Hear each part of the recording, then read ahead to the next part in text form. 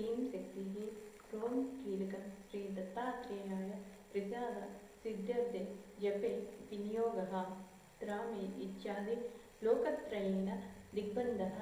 वाक्य मुद्रां करसरिसिजे दक्षिणे संदधानो जानुन्य सार परकर सरो जात वेत्रो अन्नतांसः जान सुख पर्वतः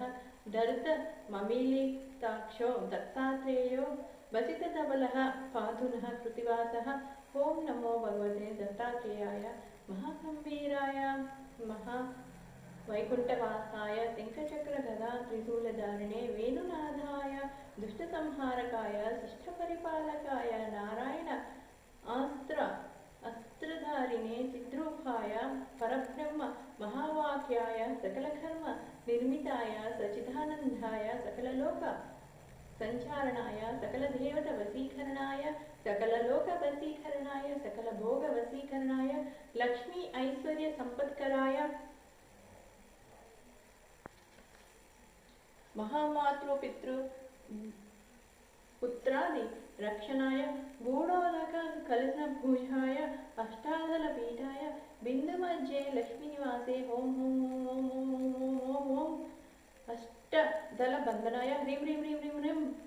चतुष्कोण बन्धनाय राम राम राम राम राम राम राम चतुर्ऊर्ध्व बन्धनाय ऋग्भुज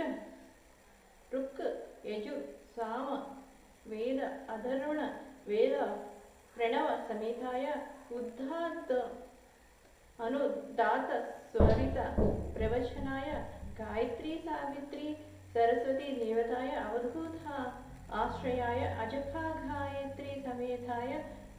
संपर्काय परमंत्र पर्यंत्र परतंत्र परतंत्रोच्चाटनाय आत्मयंत्र आत्ममंत्र आत्मतंत्र संरक्षणाय सदोचित सकलमत्र स्थापिताय सद्गुरो दत्तात्रेयाय हुं फट् स्वाहा।